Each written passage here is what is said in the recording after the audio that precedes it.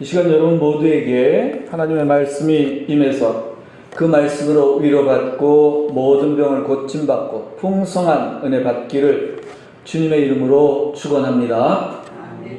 오늘은 맥주 감사 주일입니다. 오늘 본문은 이스라엘의 전통적인 3대 명절에 대해서 말씀하고 있습니다. 어떤 명절입니까? 유월절 따라해보겠습니다. 유월절, 칠칠절, 초막절, 이렇게 세 개의 3대 명절이 있습니다. 우리나라에도 3대 명절이 있지요? 뭐지요? 설, 단오, 한가위 이렇게 됩니다. 한가위 우리말이고 설도 우리말이고 단오와 설과 한가위가 있습니다.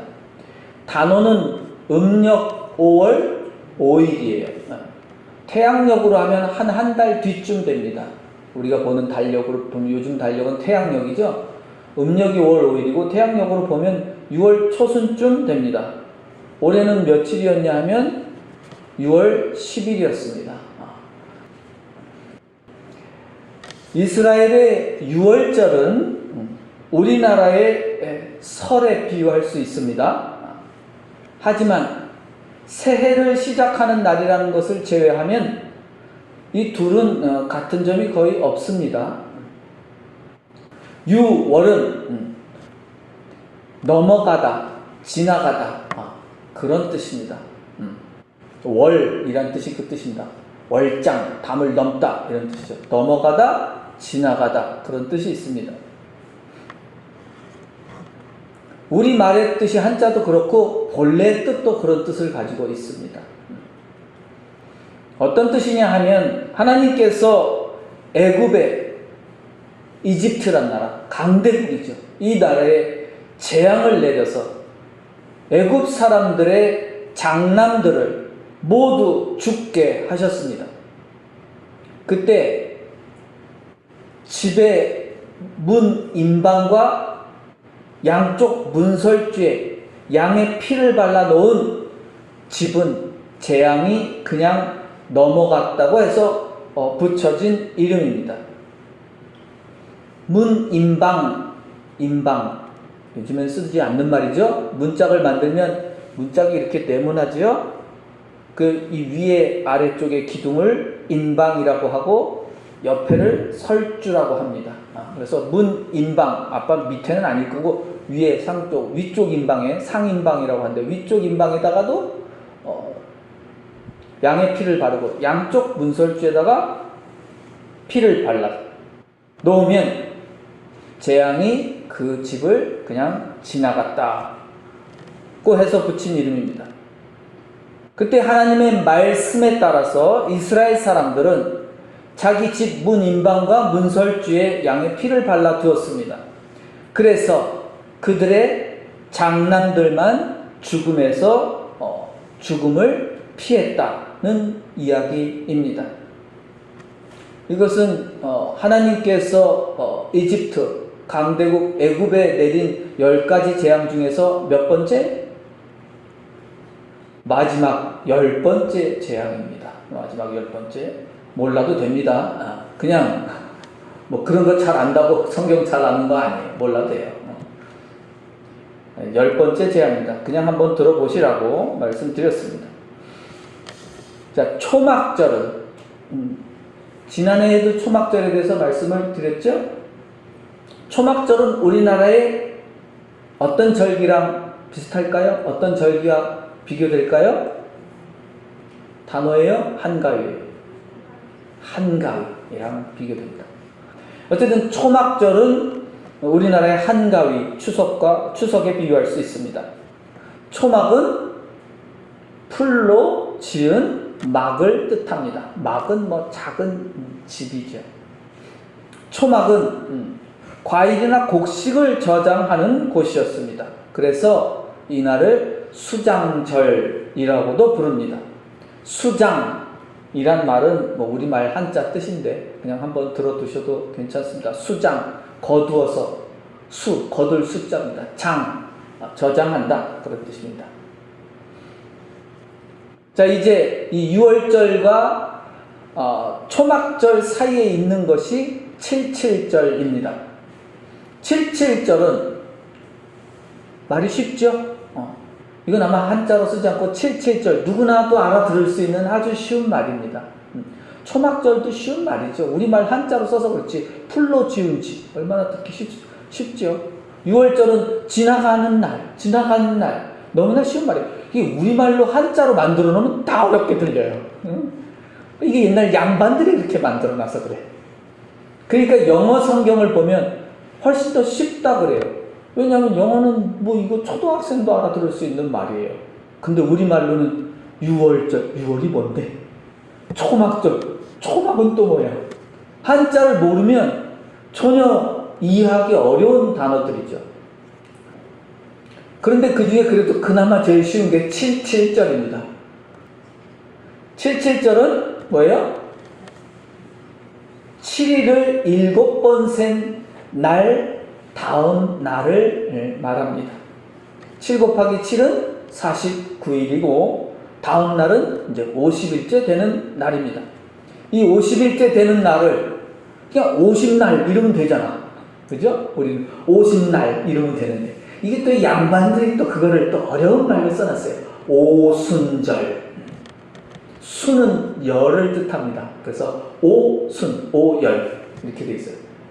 사순절, 오순절. 순이 열흘을 뜻한다고 그랬습니다. 자, 예수님께서 부활하신 부활절에서부터 50일째 되는 날이 바로 또 오순절입니다.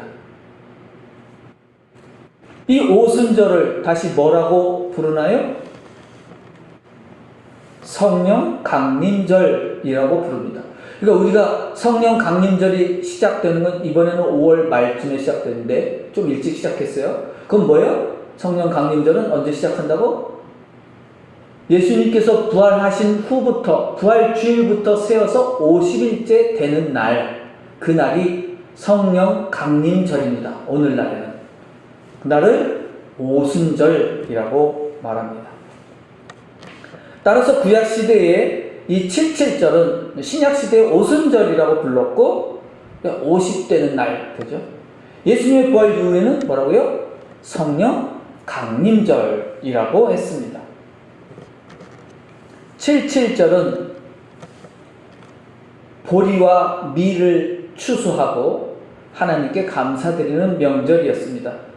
그래서 보리를 추수했다고 해서 보리 맥자를 써서 또 이 양반분들께서 어려운 말을 또 써놨어요. 보리 추수하는 날 이러면 되겠는데 또 한자를 썼어요. 뭐라고요? 맥자를 썼어요. 보리 맥자를 써서 맥추절이다. 맥을 거두는 날이다. 이렇게 됐습니다. 그래서 이름이 많아졌어요. 77절은 77절이 그래서 곧 이 맥추절이 성령 강림절과 겹치는 날이 되었습니다. 그렇기 때문에 맥추절은 성령 강림절 이후로 날짜를 변경했습니다.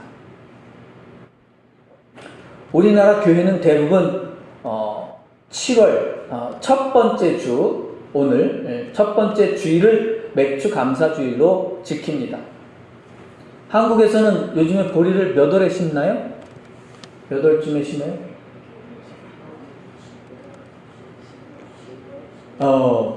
예전에는 10월에 심었답니다. 그 전에 10월에 심어서 보통 그 다음에 4월이나 5월에 거두었대요. 근데 요즘에는 이제 아마 농사법이 발달해서 그런가 2월에 심는답니다. 2월에 심어서 6월 말쯤에 2월에 땅이 이제 좀 풀렸을 때 아마 바로 갈아서 남쪽에서는 제가 그런 거 봤습니다. 어쨌든 그렇게 해서 6월 말쯤에 걷죠.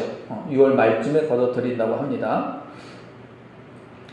그리고 보리 수확 시기에 맞추어서 우리나라는 보리 수확 시기에 맞추어서 맥추 감사주일을 정했다고 보면 되겠습니다. 그래서 7월 첫 주로 한 것입니다. 항상 여러분들에게 드리는 말씀이지만 성경에 있는 절기의 날짜는 날짜는 원래 없지요. 날짜가 없어요. 날짜는 없지만 또 모두 우리가 아는 그 날짜들은 다 정확한 것은 아니다라고 말씀드렸습니다. 성경에는 날짜가 나오지 않기 때문이죠. 물론 나오는 것들도 많이 있습니다. 많이 있지만 그러나 정확하지는 않습니다. 모든 절기들은 우리가 모든 절기의 날짜들은 세 개의 교회들이 서로 약속해서 새로 정한 것입니다. 크리스마스도 12월 25일이지만 서양의 국가 두 개는 크게 다르게 지냅니다. 서로마 쪽에는 12월 25일이고 동로마 쪽은 1월 6일입니다. 그렇게 달라요, 서로가. 그리고 그렇게 정한 것도 다 성경에 있는 어떤 날짜가 있어서 정한 게 아니라 전통을 따라서, 축제의 전통을 따라서 정한 것이다 라고 그러니까 그렇게 알고 계시면 됩니다. 왜냐하면 이런 걸 알려드리는 까닭은 무엇이냐면요, 뭐 그게 대단한 것처럼 유튜브 같은 데 보면 대단한 것처럼 막 얘기를 해서 그러니까 성경은 이상하다 이런 식으로 말하는 사람들이 있어요. 넌 몰랐지, 성경에 원래 크리스마스는 이런 날이야, 예수가 태어난 날은 아니래, 뭐 이렇게 얘기한다 그죠. 중요하지 않습니다. 근데 그런 거 보면 성경에 그런 게 없대, 그런 거 대단한 거 안 것처럼 난리를 피우는 사람들이 있어서 특별하지 않다. 그냥 성경에는 본래 날짜들 다 정해져 있지 않다. 그게 중요한 게 아니다 라는 겁니다. 나중에 더 자세하게 크리스마스 때 12월 25일이 어떻게 정해졌는지 말씀드릴 수 있습니다.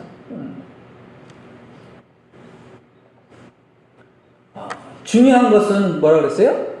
날짜가 아니라 그 절기의 의미입니다. 맥추절은 사실 농경사회, 농사짓던 시대에 생겨난 절기입니다. 추수감사절도 마찬가지죠. 그러나 지금은 농사짓는 시대가 아니죠. 그렇다고 농사 안 짓는다는 건 아니지만 쌀 농사 짓는 시대가 이제는 지났다고 봐야죠. 옛날에는 대부분이 다 농사 짓는 사람들이 거의 다였죠. 그래서 조선시대 4개의 신분이 있는데, 4개의 신분이 있습니다. 학교에서 배우는데, 초등학교 때 배워요.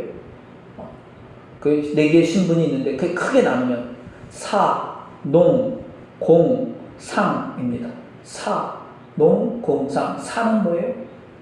그 사자가 이렇게 해갖고, 이렇게 해서 이렇게 씁니다. 선비사자예요. 양반들입니다. 선비들. 사, 농민이죠. 그 기구 만드는 사람, 농기구 만드는 사람. 상, 이 장사하는 사람. 그러니까 이렇게 하이어라키 위에서 이렇게 말하면 제일 높은 계급이 신분이 사, 그다음 농, 공, 상입니다. 이렇게 순서대로. 그러니까 제일 핫바디가 뭐예요? 제일 천대받는 직업이 뭐예요? 상이에요. 돈 만지는 거 옛날 사람들은 엄청 싫어했어요. 저희 어머니도 저한테 돈만 만지면, 돈만 들고 있으면 야, 돈 그거 더러운 거 다 떠요. 저 그렇게 배웠어요. 돈 그거 더러워. 저 거지도 만지고, 맞는 말인 것 같아요. 거지도 만지고, 그런 돈을 자꾸 들고서 그렇게 하지 말라고. 그 돈을 더럽게 여겼습니다. 그래서 양반들은 돈을 어디에 넣고 다녔어요? 소매, 여기다 넣고 다녔어요. 여기를 소매라고 합니다. 여기다 돈을 넣고 다녔어요. 역전. 돈을 꺼낼 때 어떻게 꺼내요? 이렇게 해서 꺼내죠. 그래서 그 양반들은 안 만지고 돈을 줄 때 이렇게 대신 주게 하고, 물론 자기들이 돈 안 만졌겠습니까? 집에서는 또 다 만지고 있었겠지. 그러나 이제 그런 전통이 있다. 그래서 생겨난 말이, 여기 소매에다가 돈을 넣는데 이러고 다닐 때 뒤에 와서 시장에 가잖아요. 장에 갈 거 아니에요. 옛날에 남자들이 장에 다녔으니까 양반들이 돈을 넣고서 덜덜덜 갑니다. 여기 다 들어가면, 돈이 들어가면 이렇게 축 처지겠죠? 다 알죠? 저기 돈 가졌구나. 그러면 장에서 이제 이 도둑놈들이 막 지나가면서 그 소매를 탁 쳐요. 그럼 돈이 쫙 떨어지겠죠. 그럼 막 정신없이 이제 와! 그럴 때 돈을 가지고 도망갑니다. 그런 사람을 뭐라 그래요? 소매치기라고 하죠. 들어보셨죠? 소매치기. 땡 쳐갖고서 돈 찾죠. 소매치기. 뭔 얘기하다가 이쪽으로 얘기가 왔을까?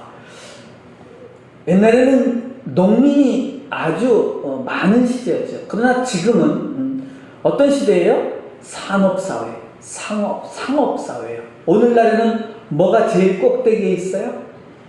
산업공상이 완전히 거꾸로 뒤집어 버려졌어요. 상공회의소라는 말 있죠? 상공회의소예요. 상자가 제일 앞에 왔어요. 오늘날에는 상인이 최고다. 그런 시대입니다. 그러니까 옛날에 가장 천대받던 직업이 지금은 가장 대우받는 시절이다. 그 대신 뭐가 문제가 돼요? 아주 이 돈이 대우받는 시절이니까. 성경에도 항상 그런 시대가 있었습니다. 그러나 이제는 아주 대놓고 돈이 대우받는 시대다.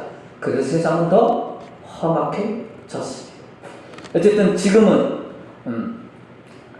농민보다는 공장과 회사에서 일하는 노동자들이 훨씬 많습니다. 그러면 이 농업사회 때 생겨난 맥추절의 의미는 어디에 있을까요? 맥추절은 어떤 의미가 있을까? 맥추절뿐만 아니라 다른 절기들, 성탄절, 부활절, 추수감사절, 이 네 절기의 공통점이 뭘까요? 그것은 바로 감사하고 잔치하는 날이라는 것입니다. 감사와 잔치는 하나로 연결되어 있다라고 지난해 맥추감사주일에 말씀을 전했습니다. 감사와 잔치는 하나로 연결되어 있습니다.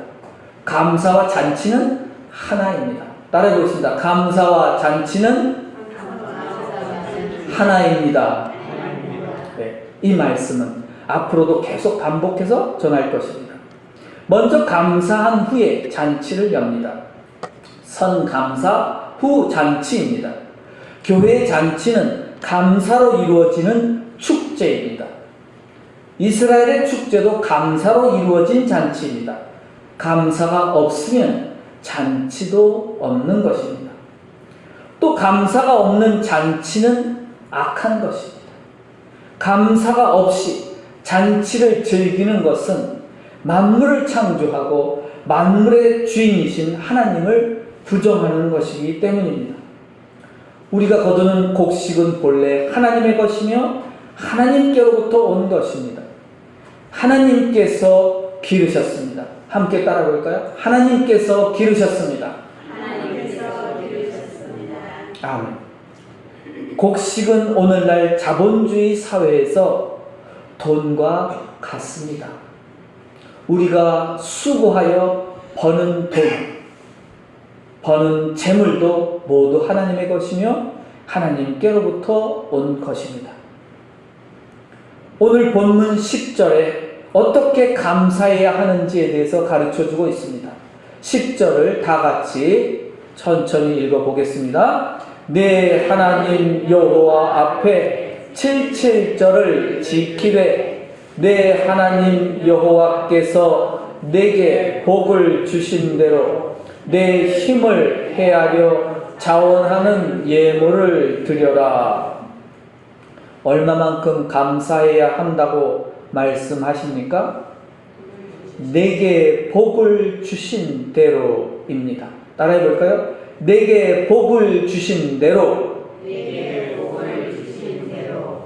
하나님께서 나에게 복을 주신 만큼 감사하라는 말씀입니다.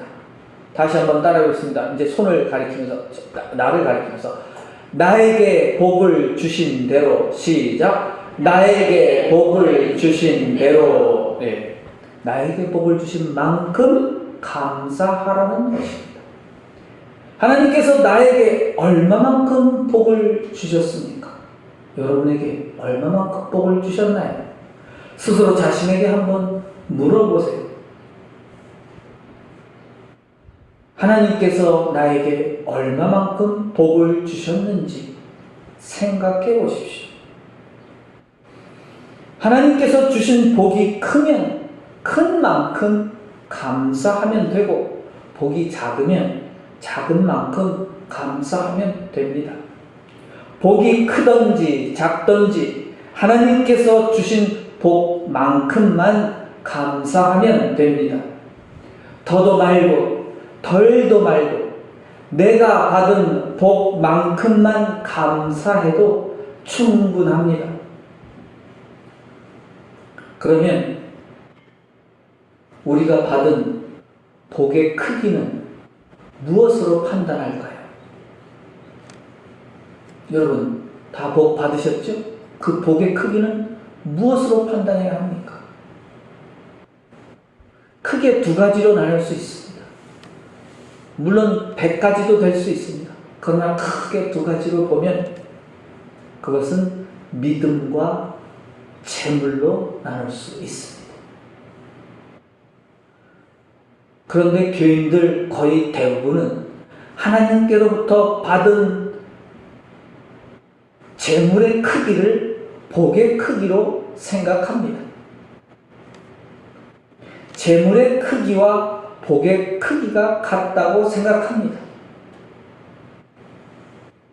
대부분은 돈은 곧 복이다 이렇게 생각합니다.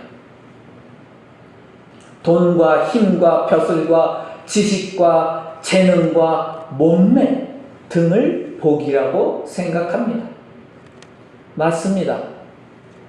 간단히 하면 복의 크기는 재물의 크기로 나타낼 수 있습니다. 그러나 진실로 복의 크기는 믿음의 크기와 같습니다.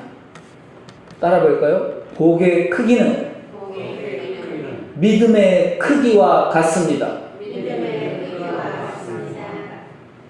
하나님께서 주시는 복은 사실상 믿음의 크기대로 받습니다. 믿음이 큰 사람이 큰 복을 받고 믿음이 작은 사람은 작은 복을 받습니다. 믿음이 작은데 믿음을 그릇으로 비유해 봅시다. 믿음의 그릇이 요만한데 하나님 이만한 복을 주십시오. 그래 알았다. 이만한 복을 줬어요. 그 그릇은 요만해. 담을 수 있어요? 담을 수가 없어. 그 자기 그릇이 작은데 자꾸 큰 것만 달라고 하는 거예요. 자기 그릇을 넓혀야지. 이게 문제예요. 하나님은 큰 것 주시죠. 하나님 제일 큰 것 주시는데 내 믿음이 작아서 그걸 담아내지 못한다는 게 문제입니다. 따라서 하나님께서 복을 주신 대로라는 말씀대로 하나님께서는 믿음의 크기만큼 복을 주시는 분입니다. 그 믿음의 크기는 감사의 크기로 나타납니다. 그러므로 믿음이 큰 사람은 큰 만큼 감사할 것이며 적은 사람은 적은 만큼 감사할 것입니다. 하나님께서 우리에게 주시는 복의 크기는 우리의 믿음의 크기와 같다는 것을 깨달아야 합니다. 사실 하나님께서는 믿음의 크기대로 주기도 하시지만 사실 그보다 더 큰 복을 주고 계십니다. 문제는 우리가 믿음의 크기를 크게 해야 한다는 것이죠. 믿음이 없는 사람은 자기가 얻은 재물이 자기 능력이나 재능으로 얻었다고 믿습니다. 그런 사람은 이미 마귀의 시험에 빠진 사람입니다. 지난 반년 동안 하나님께서 여러분에게 나에게 주신 복의 크기는 얼마입니까? 그 크기는 곧 믿음의 크기와 같습니다. 하나님께서 내게 주시는 복의 크기는 내 믿음의 크기와 같은 것입니다. 그 믿음의 크기는 또한 감사의 크기로 나타납니다. 다윗 왕이 가진 믿음의 크기는 이것입니다. 다 같이 해보겠습니다. 따라해 보겠습니다. 모든 것이 다 주님의 것입니다. 네, 잘 아시는 말씀이죠. 이것이 다윗 왕의 믿음의 크기이고 또한 감사의 크기입니다. 맥주 감사절에 다윗 왕의 고백처럼 지금까지 우리가 얻은, 내가 얻은 모든 소득과 열매는 모두 하나님의 것입니다. 라는 믿음의 고백을 할 수 있기를 바랍니다. 그리고 하나님께서 나에게, 우리에게, 여러분에게 베푸신 복을 따라서 모든 일에 하나님께 감사하며 사는 하나님의 자녀들이 되시기를 주님의 이름으로 축원합니다. 기도하겠습니다.